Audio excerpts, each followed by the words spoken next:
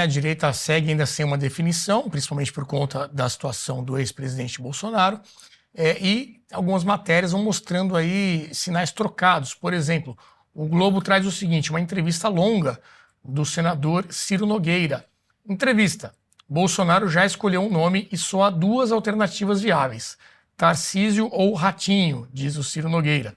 O senador afirma que definição para representar a direita em 26 deve ser anunciada em janeiro e que o governador de São Paulo não tem como recusar se for convocado pelo padrinho político.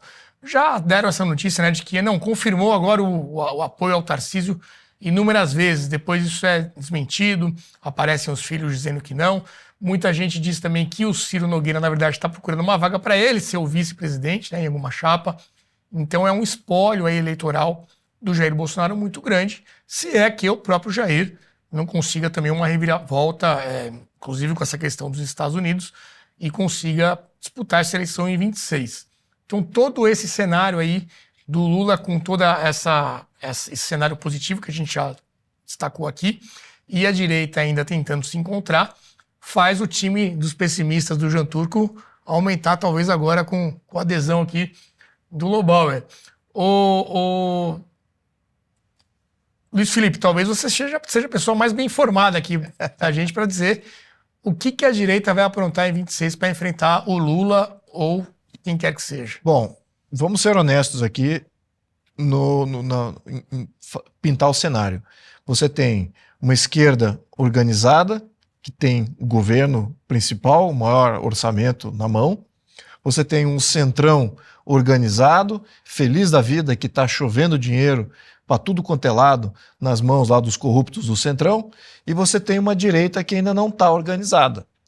Essa que é a realidade. Então, no entanto, você tem variáveis que precisamos botar no contexto aqui, que é, na minha opinião, momento e popularidade. Eu não acho que o momento e a popularidade estão a favor do governo.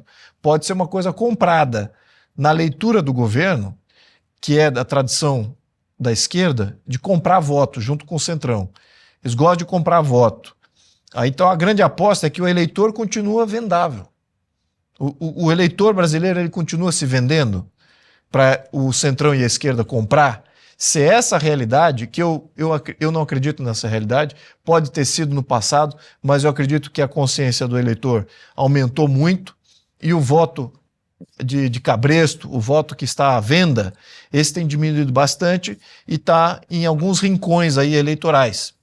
Então, eu não acredito que esse voto esteja aí presente no ano que vem, com essa massa crítica o bastante para fazer o governo. Então, esse é o primeiro fator. Segundo, a popularidade. Popularidade, quem tem hoje é o Jair Bolsonaro. Ele é o político que tem popularidade nacional. Se eu falar que o Lula tem a mesma popularidade, não tem. Onde que ele vai que é aplaudido? Só um ambiente controlado, né? Pô, ambiente controlado e com os militares de Brancaleone, né? Então, é isso que é a realidade dele, é uma bolha fechada. Então, isso não é uma coisa autêntica, né? Não é condizente com o que seria o resultado de um pleito natural, né? Aí você tem outro fator, que é o fator externo, né? O terceiro fator, que é o fator externo. Esse fator externo pode vir a sanar as coisas. Vamos só lembrar o que eu falei já há um tempo. O atual governo, na leitura dos Estados Unidos, foi resultado de uma intervenção dos Estados Unidos nas eleições do Brasil. E agora é missão do governo norte-americano fazer com que este governo e tudo o que ele fez no passado seja desfeito. O resultado do Biden atuando aqui. Exatamente. Biden e também com as redes sociais que estavam do lado do Biden, a favor da censura.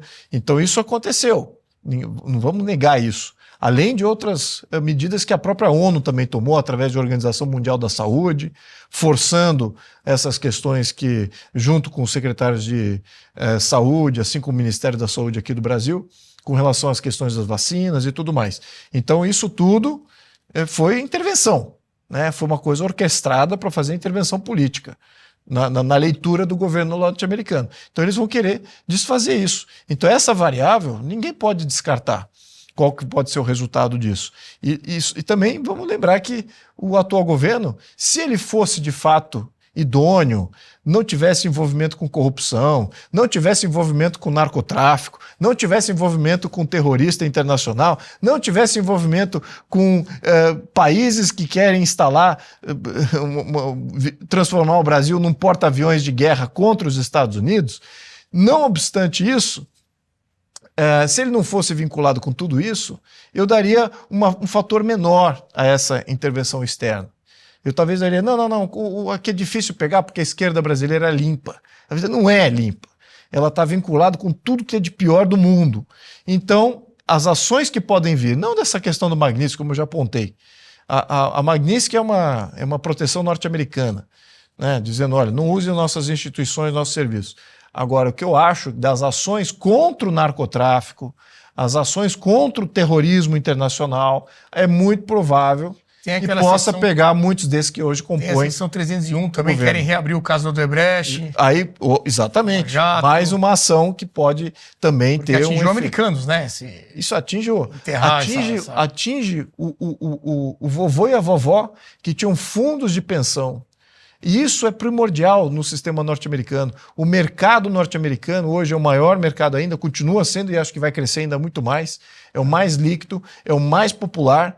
E o que significa? Significa que uma parcela gigantesca da população depende do mercado, que é o mercado de bolsa, né, dos fundos de pensão e tudo mais, como mantendo como integridade, mantendo idoneidade desses mercados. No minuto que você aceita uma empresa brasileira que está lá captando dinheiro do vovô e da vovó, do fundo de pensão, e colocou nessa empresa brasileira corrupta, envolvida em todos esses esquemas que prejudicaram não só o brasileiro, mas eles também, prejudicaram o investidor norte-americano, aí você abre aí toda uma outra ala de possível intervenção. O Lobauer, até para ilustrar a sequência de acontecimentos, para a gente chegar nesse momento, nós temos aqui um compilado de manchetes, até na ordem cronológica. Começa com a Veja dizendo o seguinte, olha, Rota 22, Bolsonaro lança caravana pelo Brasil e começa por reduto de Lula. Isso foi em março de 2025, então o Bolsonaro planejando aí rodar pelo Brasil para já organizar 2026.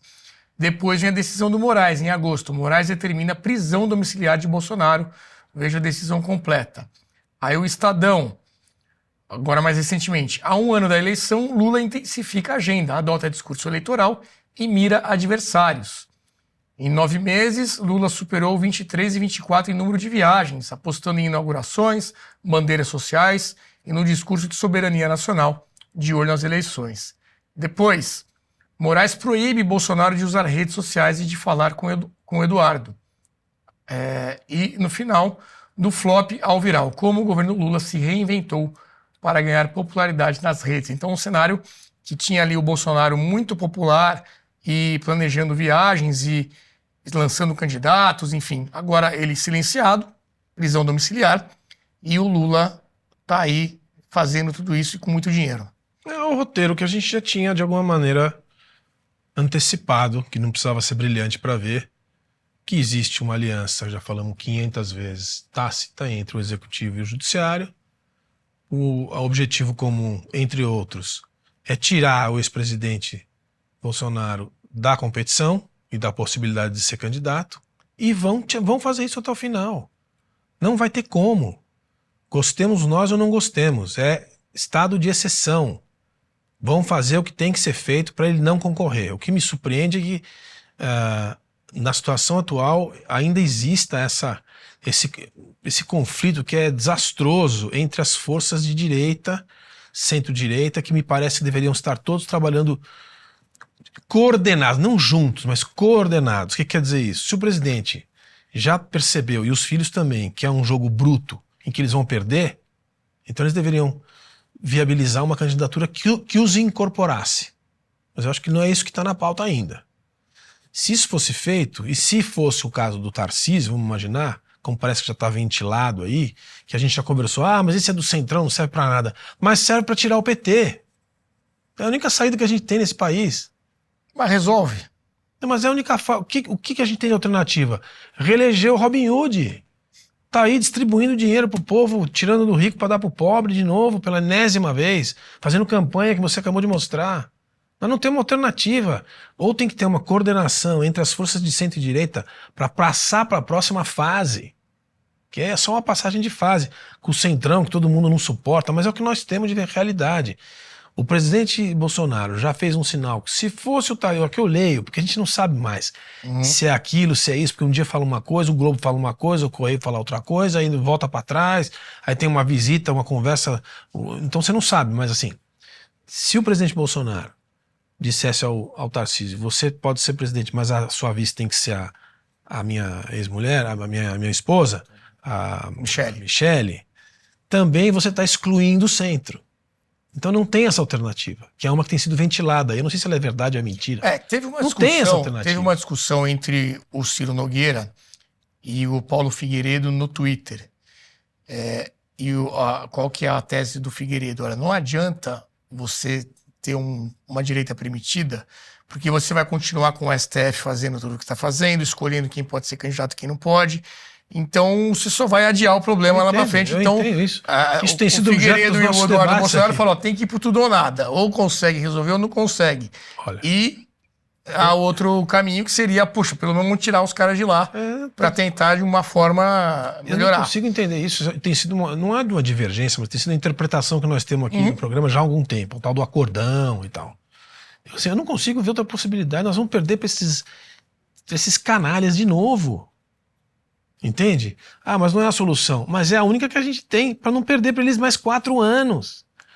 Agora, se isso não tiver, e depende muito do presidente Bolsonaro, do ex-presidente, não dos filhos. Sim. Ele é que tem que pensar, olha, eu tenho uma alternativa aqui. Se eu for insistir até o final, vai perder todo mundo.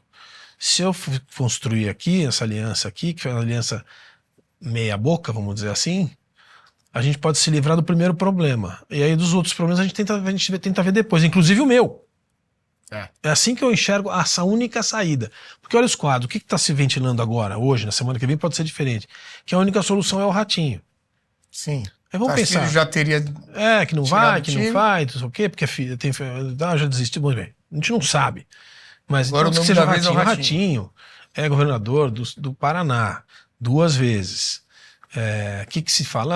É um estado importante, mas não é um estado como Minas, não é um estado como o Rio, não é um estado como, né? É um estado importante, tá? Como o Rio Grande do Sul, ele está um pouco para trás. E não é tão conhecido no Brasil, menos do que talvez o governador de Minas até. Do ponto de vista das pesquisas aí, é igual, 2%, 3% de conhecimento das massas aí. Então o que você tem disponível? Você tem, mas o pai dele é um radialista muito conhecido no Nordeste, pode fazer um papel aí de influência no eleitorado. Concordo, mas olha o tamanho do desafio que vai ser. Ele tem que ser ele junto com o Sema, junto com o Caiado, junto com o Bolsonaro, junto com o Tarcísio, e ainda assim vai ficar por 3%.